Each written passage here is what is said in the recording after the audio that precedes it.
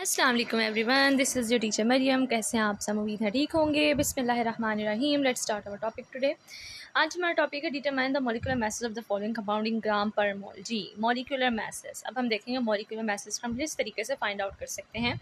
H2SO4 C6 H12O6, इन्होंने दो parts दिए हैं, ए एंड बी। ए में सल्फ्यूरिक एसिड का पूछा है मॉलिक्यूलर मॉलर मैस, और नेक्स्ट में ग्लूकोज का पूछें। ओके, सबसे पहले तो हमें इनके एटॉमिक मैसेज याद होने चाहिए। हाइड्रोजन का पता है 1 है। ओके, एटॉमिक मैसेज सल्फर का 32, एटॉमिक मैस ऑक्सीजन का होता है 16। ओके, अब देखें एटम्स यहाँ पे ना सिंगल सिंगल की बात हो रही है, लेकिन हमने यहाँ पे ध्यान रखना है H2SO4 पर। कितने एटम्स की बात हो रही है? दो हाइड्रोजन के एटम है, तो हमने 2 1 को किससे मल्टीप्लाई करेंगे? 2 से।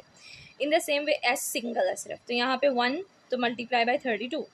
एस ऑक्सीजन कितने? 4 है, तो 4 एटम्स को मल्टीप्लाई किया, उनके एटॉमिक मैसेज थे जो कि 16 था। हमारे पास मोलर मैस आ गया जो कि है 96 ग्राम पर मोल। ओके, हम इसका यूनिट ग्राम पर मोल इस्तेमाल करते हैं। In the same way C6 H12O6, carbon का 12 मैस होता है, हाइड्रोजन का 1 होता है, ऑक्सीजन का 16 होता है। 6 मल्टीप्लाई बाय 12 का मतलब है 6 कार्बन एटम के हैं, 12 कार्बन हाइड्रोजन के हैं, 6 कार्बन ऑक्सीजन के हैं। तो जब हम इन सब को प्लस करेंगे मल्टीप्लाई करके, तो हमारा आंसर क्या आ जाएगा? 180 ग्राम पर मोल। ओके ओके, नेक्स्ट देखते हैं chemical equation and chemical reaction. Okay, ये ना इतना बड़ा नहीं है, इसमें ना हम ना छोटे शॉर्ट आंसर्स बना के इसको करेंगे।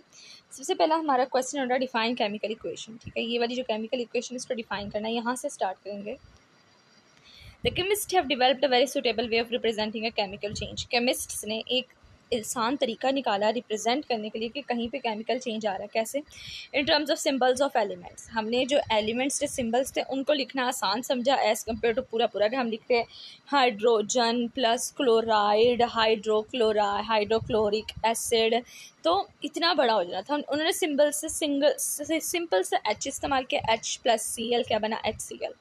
Okay, representing a chemical change in this way is called chemical equation. इस तरीके से हम जब रिप्रेजेंट करते हैं केमिकल चेंज को सिंबल्स के जरिए से, हमसे क्या बोलते हैं? Chemical equation. यहाँ तक है डिफाइन केमिकल इक्वेशन की डेफिनेशन। ओके, अब नेक्स्ट देखते हैं। नेक्स्ट हमारे पास क्या है? Define reactants, difference between reactants and products. अब बात आ गई है रिएक्टेंट्स और प्रोडक्ट्स क्या होते हैं।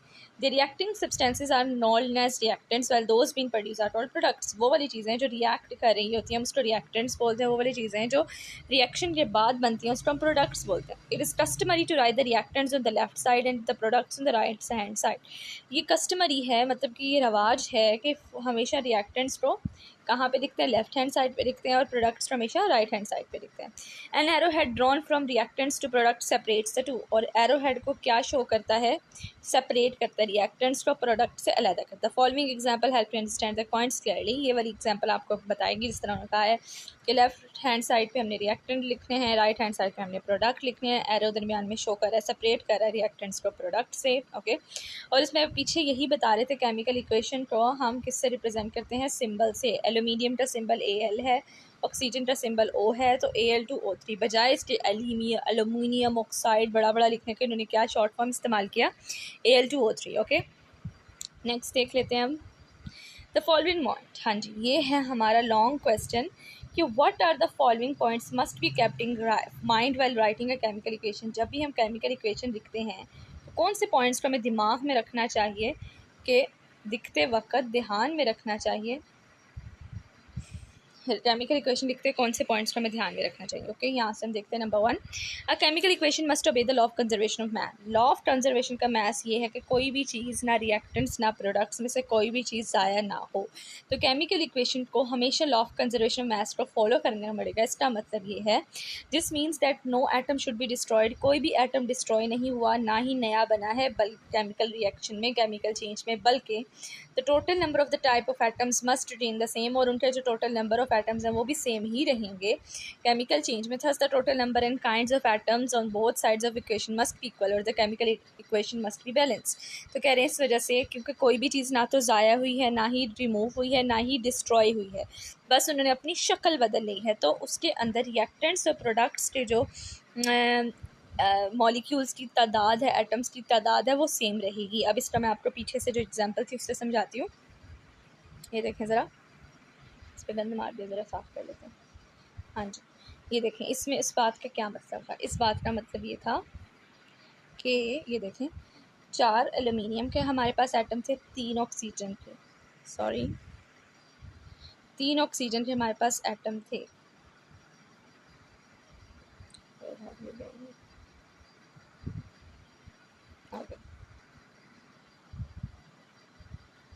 हाँ जी, ये देखें,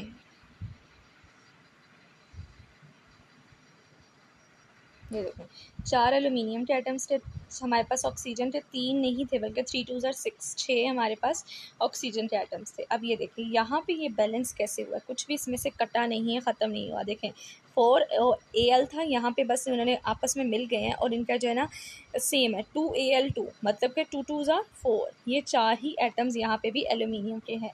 3 2 ज़ार 6 होते हैं, 6 एटम्स यहाँ पे ऑक्सीजन के थे, ठीक है, इस तरह पे 6 एटम थे, यहाँ पे भी 6 ही हैं। कैसे 3 2 ज़ार, ये जो बड़ा वाला 2 है ना, इसका मतलब ये है कि ये एल्यूमिनियम के साथ भी है और ऑक्सीजन के साथ भी है, ठीक है। तो 3 2 ज़ार 6, 6 एटम्स हो गए ऑक्सीजन के, 4 एटम हो गए एल्यूमिनियम के। इन द सेम वे यहाँ पे 4 एटम एल्यूमिनियम के थे और 6 एटम ऑक्सीजन के थे। ओके, आई होप सो आपको समझ आई है यहाँ से। ये उन्होंने कहा था लॉ ऑफ कंजर्वेशन में, इसमें बस यही बात बताई हुई है कि जो भी रिएक्टेंट्स हैं, जितने रिएक्टेंट्स हैं उतने ही प्रोडक्ट्स बनेंगे, उससे ज़्यादा नहीं बनेंगे और उससे कम भी नहीं बनेंगे। अब नेक्स्ट पॉइंट क्या है, केमिकल इक्वेशन को लिखते हुए ध्यान में रखना चाहिए, the formulas of elements and compound must be written correctly. Formula सही होना चाहिए। ये ना हो कि नाइट्रोजन को हम Na से रिप्रेजेंट करें, सोडियम को हमेशा Na से रिप्रेजेंट करते हैं, नाइट्रोजन को N से ही रिप्रेजेंट करते हैं। तो फार्मूलाज के जो सिम्बल्स हैं वो हमारे दिमाग में सही होने चाहिए। A chemical equation must determine the correct mole ratio, mole ratio भी सही लिखी हो, ये नहीं कि वहाँ पे रिएक्टेंट्स में कम एटम्स इस्तेमाल हुए हैं, प्रोडक्ट्स में एकदम से ज़्यादा एटम्स हो गए, ये भी गलत होगा। मोल रेशियो का ख्याल रखना है। Among the reactants the products and between the reactants and the products. Okay, a chemical equation must also point out the direction, और हमें पता चलना चाहिए कि केमिकल इक्वेशन कहाँ जा रही है, फॉरवर्ड डायरेक्शन में जा रही है कि बैकवर्ड डायरेक्शन में जा रही है। अगर फॉरवर्ड में जा रही है, सामने की तरफ जा रही है, तो ये वाला एरो लगा होगा, अगर बैकवर्ड जा रही है तो पीछे जाने वाला एरो लगा होगा, ठीक है। अ chemical equation must B point out the direction which the change is proceeding, कि चेंज किस तरीके आ रहा है, प्रोडक्ट की जगह पे चेंज आ रहा है कि रिएक्टेंट्स की जगह पे चेंज आ रहा है, ये एरो से हम बताएंगे कि कहाँ पे चेंज आ रहा है। ओके, नेक्स्ट है, it is usual practice to show the normal physical state of reactants and products as a subscript. Subscript अब मैं आपको बताती हूँ क्या होता है। कह रहे हैं कि रिएक्टेंट्स और प्रोडक्ट्स के साथ पता होना चाहिए कि हमारे पास कौन सी चीज़ है, कौन सी स्टेट है रिएक्टेंट की, सॉलिड है, लिक्विड है, गैस। अगर तो सॉलिड है तो साथ में छोटा सा है ब्रैकेट में S लिखा होगा, लिक्विड है तो L लिखा होगा और गैस है तो G लिखा होगा, एक्वस सोल्यूशन है तो AQ लिखा होगा। मैं आप लोगों को दिखाती हूँ कैसे। ये देखें ज़रा, यहाँ पे आपको छोटी छोटी चीज़ें नज़र आ रही होंगी, ये देखें ज़रा, ये देखें यहाँ पे क्या लिखा हुआ है, आई थिंक सो ये ब्लर हुआ हुआ है पर मेरे ख्याल से लिक्विड लिखा हुआ है L, ठीक है। ये क्या रिप्रेजेंट, ये सबस्क्रिप्ट है, ये हम इसे सबस्क्रिप्ट बोलते हैं। यहाँ पे ऑक्सीजन गैस G के तौर पे इस्तेमाल हुआ है और हमारे पास Al2O3S लिखा हुआ है, सॉलिड। प्रोडक्ट हमारा क्या बना है, सॉलिड, ठीक है। यहाँ पे ब्लर लिखा हुआ है, आई थिंक आप लोगों के बुक पे अगर L लिखा हुआ है तो समझे लिक्विड है प्रोडक्ट, अगर S लिखा हुआ है तो समझे सॉलिड है प्रोडक्ट, और अगर G लिखा हुआ है तो समझे गैस है प्रोडक्ट, ठीक है। तो ये LSG के हमें रिएक्टेंट्स और प्रोडक्ट का साथ में बताना मस्ट होता है ताकि पता चले कि रिएक्शन से पहले हमारे पास सॉलिड फॉर्म में रिएक्टेंट्स एग्जिस्ट कर रहे थे कि लिक्विड फॉर्म में, ठीक है। बस यही आज का आप लोगों का टॉपिक था, आप होप सब अच्छे तरीके से समझ आएगा। ये बहुत मज़े के पॉइंट्स हैं, लॉग क्वेश्चन बड़ा मज़े का है, आसानी से याद हो जाएगा है कि केमिकल इक्वेशन लिखने के क्या रूल्स हैं, तो आपने वो रूल्स याद करने होते हैं। होप सो आपको अच्छे तरीके से समझ आई होगी। अल्लाह हाफिज़। और अच्छा, ये ना शॉर्ट आंसर्स बहुत इंपॉर्टेंट है, ये law of conservation of maths, आप लोगों ने जब भी define law of conservation of maths आएगा तो यहाँ से स्टार्ट करना, लॉ ऑफ कंजर्वेशन मैथ्स यहाँ तक, ठीक है।